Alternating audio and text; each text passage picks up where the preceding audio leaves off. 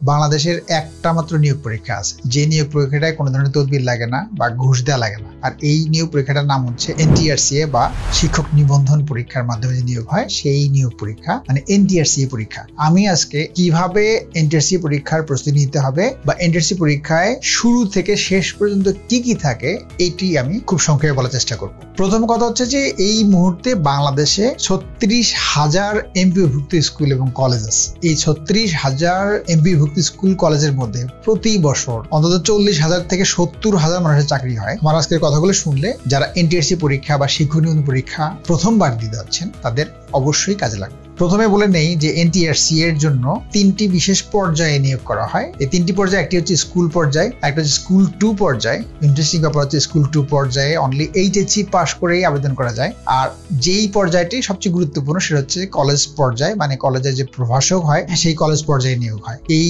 School পর্যায়ে বা school 2 পর্যায়ে বা এই কলেজ পর্যায়ে যে আবেদন করতে হয় সেই আবেদনের যোগ্যতা বা যে পদবি হবে সেই পদবির নামটা একটু সংক্ষেপে বলে নেই। প্রথমে হচ্ছে স্কুল পর্যায়ে যদি আমি বলি, এটা পদের নাম হচ্ছে সহকারী শিক্ষক বা শরীরচর্চা শিক্ষক বা সহকারী মৌলভী। আর এটা আবেদনের যোগ্যতা বলতে ডিগ্রি পাস করে আবেদন করা যায় বা অনার্স কমপ্লিট করে আবেদন করা যায় বা মাদ্রাসা শিক্ষা ব্যাকগ্রাউন্ডে হলে ফাজিল পাস করেই আবেদন করা যায়। আর স্কুল 2 পর্যায়ে যেটা আছে এইটা পদের নাম হচ্ছে জুনিয়র শিক্ষক বা ইবতেদায়ী শিক্ষক বা ইবতেদায়ী মৌলভী, এটা হচ্ছে পদের নাম। এইটা আবেদন করার জন্য শুধু ইন্টারমিডিয়েট পাস করে অথবা আলিম পাস করেই এই পরীক্ষা আবেদন করা যায়। আর যেটি সবচেয়ে আকর্ষণীয় সেটা হচ্ছে কলেজ পর্যায়ে। কলেজ পর্যায়ের পদের নাম হচ্ছে প্রভাষক, মানে লেকচারার যেটাকে আমি বলি। কলেজের যে প্রভাষক বা প্রদর্শক যেটি আমি বলি, এখানে আবেদনের যোগ্যতা অবশ্যই অনার্স থাকতে হবে বা মাস্টার্স। আর যদি আরবি ব্যাকগ্রাউন্ডে হয় তাহলে কামিল পাস হতে হবে। যদি এই যোগ্যতা আপনার থাকে তাহলে যতগুলো চাকরি নিয়োগ পরীক্ষা আছে তার মধ্যে সব থেকে সহজে এই চাকরিটি কনফার্ম করার একটা সুযোগ পাচ্ছেন এনটিআরসি পরীক্ষার মাধ্যমে। অর্থাৎ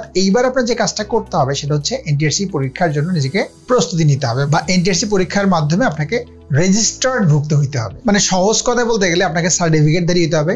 আর যে সার্টিফিকেটটা আপনি অর্জন করবেন এই পরীক্ষাগুলো দিয়ে সেটার মেয়াদ থাকবে 3 বছর। এগুলো নিয়ে আমি পরে কথা বলবো। অর্থাৎ এই 3 বছরের মধ্যেই এনটিআরসি কর্তৃপক্ষ আপনার জন্য গণবিজ্ঞপ্তি দিবে, যদিও গণবিজ্ঞপ্তি শেষ হয়ে যাচ্ছে সামনে। এই গণবিজ্ঞপ্তি বা চাহিদা অনুযায়ী আপনি যদি রেজিস্টার্ড হয়ে থাকেন তাহলে আপনার চয়েস লিস্ট আছে, চয়েস লিস্ট অনুযায়ী আপনার পছন্দের যে কলেজ বা স্কুল সেখানে আপনার একটা পদায়ন হওয়ার সুযোগ থাকছে। আমি আপনাদেরকে এখন এই এনটিআরসি পরীক্ষা যে রেজিস্টার্ড ভুক্ত হবেন মানে সার্টিফিকেট ধারী যে হবেন, এটার জন্য 3টা পরীক্ষা ফেস করতে হবে। সেই 3টা পরীক্ষা সম্পর্কে খুব সংক্ষেপে বলে নেই। 1 নম্বর হচ্ছে প্রথমে আপনাকে একটা প্রিলিমিনারি পরীক্ষা দিতে হবে, 100 নম্বর প্রিলিমিনারি পরীক্ষা। এই প্রিলিমিনারি পরীক্ষাটা অত্যন্ত সহজ, অর্থাৎ 5 নম্বর মাত্র 40। কিন্তু মজার ব্যাপার হচ্ছে যে প্রতি বছর এই প্রিলিমিনারি পরীক্ষায় 8 থেকে 9 লাখ প্রার্থী ফেল করে। 8 থেকে 9 লাখ প্রার্থী ফেল করা মানে আপনি এটা চিন্তা করে দেখেন যে কত মানুষ এই 40 নম্বর পায় না। এই 40 নম্বর কেন পায় না এটা নিয়ে আমি আলাদা করে ভিডিও করে বলে দিব। এখন শুধু সংক্ষেপে বলি যে এখানে নেগেটিভ মার্ক কিন্তু আছে। এই 100 নম্বরের মধ্যে একটা কোশ্চেন যদি ভুল করেন আপনি তাহলে 0.25 আপনার কাটা যাবে। এইটা বুঝতে না পারার কারণে অনেকেই ফেল করে ফেলে। আরো অনেকগুলো কারণ আছে, এগুলো আমি আলাদা কথা বলবো পরে। তাহলে প্রথম পরীক্ষা হচ্ছে আপনার প্রিলিমিনারি পরীক্ষা। এটা পাস করার সাথে সাথে আপনার চাকরি হওয়ার চান্সটা অনেক গুণ বেড়ে গেল। অর্থাৎ এইবার আপনার যে সাবজেক্ট আপনি পড়াশোনা করেছেন, মানে অনার্স করেছেন ধরেন বাংলায় বা আপনি অনার্স করেছেন আপনি রাষ্ট্রবিজ্ঞানে, যে সাবজেক্টে আপনি অনার্স করেছেন ওই সাবজেক্টের উপরে আপনার 100 নম্বর পরীক্ষা হবে। আর আপনার যে সাবজেক্টে যারা পড়াশোনা করেছেন তাদের সাথে আপনার একটা কম্পিটিশন হবে। আর শেষ ধাপ হচ্ছে ভাইভা পরীক্ষা। ভাইভায় মাত্র 20 নম্বর থাকে। এই ভাইভাই বলা চলে শুধু পাস ফেল এই ব্যাপারটা ঘটে, যদিও মাত্র 20 নাম্বার, কিন্তু বড় একটা ফ্যাক্টর হচ্ছে ভাইভাই ফেল করে দেয়। তো আমরা গতবার দেখলাম যে অনেকেই ফেল করেছে এবং এটা নিয়ে অনেক আন্দোলন হয়েছে। কেন ফেল করে দেয়, কি কারণে ফেল করে দেয় সেগুলো ভিন্ন ইস্যু, বাট ভাইভাই মাত্র 20 নম্বর থাকে। এই 20 নম্বরের মধ্যে আপনার সার্টিফিকেট যে আসছে এসএসসি এইচএসসি সার্টিফিকেট যেটা থাকে, সার্টিফিকেটের উপরে থাকে 12 নম্বর। তার মানে বাকি 8 নম্বর হচ্ছে আপনার প্রেজেন্টেশন, মানে আপনি কিভাবে কথা বলেন, আপনার রুচিবোধ, আপনার নিজ জেলা সম্পর্কে জানেন কিনা, এইরকম কিছু বেসিক যে নলেজ, এই নলেজটুকু আছে কিনা, এটার জন্য বাকি 8 নম্বর। এখান থেকেও অনেকে ফেল করে দেওয়ার সুযোগ থাকে, ফেল করে দেয়। তো সেক্ষেত্রে সামান্য একটু প্রস্তুতি নিয়ে যদি ভাইভা ফেস করেন আপনি, তাহলে আপনার ফেল করার কোনো আশঙ্কা থাকার কথা না। তাহলে আপনি প্রিলি পাস করলেন, লিখিত পাস করলেন, ভাইভা পাস করলেন, এখন তার মানে কি আপনি রেজিস্টার্ড ভুক্ত হয়ে গেলেন। রেজিস্টার্ড ভুক্ত মানে আপনি সার্টিফিকেট ধারী হয়ে গেলেন। এই সার্টিফিকেটের মেয়াদ হচ্ছে 3 বছর। এই 3 বছরের মধ্যেই এনটিআরসি কর্তৃপক্ষ তার এই যে 36,000 যে এমপিভুক্ত সারা বাংলাদেশে কলেজ স্কুল আছে এগুলো তো প্রতি বছরই তো খালি হয়, অনেক লোকজনের পদ খালি থাকে, মানে ইনফ্যাক্ট এই মুহূর্তে বাংলাদেশে 1 লাখের উপরে পদ খালি আছে, তার মানে কত পদ খালি আছে। তো ওই চাহিদা অনুযায়ী আপনি আপনার চয়েসও থাকবে, এই 3 বছরের মধ্যে এনটিআরসি কর্তৃপক্ষ চাহিদা দিবে, চাহিদা অনুযায়ী আপনি যদি রেজিস্টার্ডভুক্ত হয়ে থাকেন, সার্টিফিকেটধারী হয়ে থাকেন, সেক্ষেত্রে আপনি একটা চয়েস লিস্ট দিবেন, মানে কোন স্কুল বা কলেজে আপনি পোস্টিং নিতে চান সেরকম একটা চয়েস লিস্ট আপনার থাকবে। চয়েস লিস্ট অনুযায়ী আপনার যদি মার্কস ভালো থাকে, লিখিত পরীক্ষায় যদি মার্কস ভালো থাকে, প্রিলি নাম্বার যোগ হবে না, কিন্তু লিখিত পরীক্ষায় যদি মার্কস যত পাবেন সেই মার্কস অনুযায়ী আপনার মেধাক্রম নির্ধারণ করে আপনার চয়েসের যে প্রথম চয়েস, দ্বিতীয় চয়েস, এরকম কোন চয়েসে আপনার চাকরিটা হবে সেই চয়েস অনুযায়ী আপনাকে চাকরিটা দিবে। এই যে প্রক্রিয়াটি আমি বললাম, এই প্রক্রিয়ার মধ্যে কোনো ধরনের ভেজাল বা কোনো ধরনের সমস্যা নেই, অন্তত এখানে কোনো মামা চাচা বা তদবিরের কোনো সুযোগ নেই। তদবির ছাড়া যতগুলো চাকরি হয়েছে প্রত্যেকটাই তদবির ছাড়া হয়েছে এই যাবৎকালে। তো এই হচ্ছে এনটিআরসি পরীক্ষার যে একেবারে শুরু থেকে শেষ পর্যন্ত প্রক্রিয়া, সেটা আমি সঙ্গে বলে নিলাম। এরপরে আরো কিছু ভিডিও করে দিব, সেই ভিডিওগুলোতে আমি বলবো যে এনটিআরসি পরীক্ষায় প্রথমবারে কিভাবে চান্স পাবেন, মানে প্রথমবারে চাকরিটা কনফার্ম হবে কিভাবে প্রস্তুতি নিতে হবে, সেই বিষয় নিয়ে একটা চমৎকার ভিডিও করে দিব, সেই ভিডিওটা অবশ্যই দেখবেন।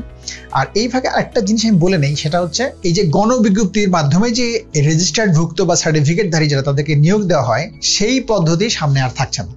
তো সেইটা যদি উঠে যায় তাহলে কি হবে সেটা একটু বলে নেই। 6ষ্ঠ গণবিজ্ঞপ্তি যেটা আছে, এরপরে তো 7ম গণবিজ্ঞপ্তি হওয়ার কথা, এই 7ম গণবিজ্ঞপ্তি আর হবে না। তার মানে কি, এনটিআরসি কর্তৃপক্ষের মাধ্যমে শিক্ষক নিয়োগের যে বিজ্ঞাপন প্রকাশ করা হয়, এই বিজ্ঞাপনের মাধ্যমেই মেধাক্রম অনুযায়ী, মানে ওই যে সার্টিফিকেট যারা অর্জন করবেন, সেই সার্টিফিকেট অর্জন করার মাধ্যমে সরাসরি আপনার চয়েস অনুযায়ী বিভিন্ন এমপিভুক্ত কলেজ বা স্কুলে আপনার চাকরি হয়ে যাবে। দারুণ একটা খবর এটা।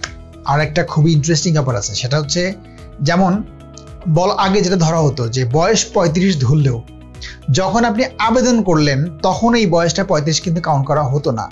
অর্থাৎ এই যে 3 বছর সময়ের মধ্যে যে আপনি রেজিস্টার্ডভুক্ত হলেন বা সার্টিফিকেটধারী হলেন, যখন আপনার নিয়োগ হবে ওই সময় বয়স আপনার 35 আছে কিনা এই সময়টা দেখা হইতো। এতে করে মুশকিল হইতো কি, যে হয়তো আবেদন করছে 34 বছর বয়সে, কিন্তু তার চাকরি হচ্ছে যে 36 বছর বয়সে বা 35 প্লাস হওয়ার পরে, তখন কিন্তু তার যদিও তার মেধাক্রম উপরে আছে তারপর চাকরিটা হইতো না।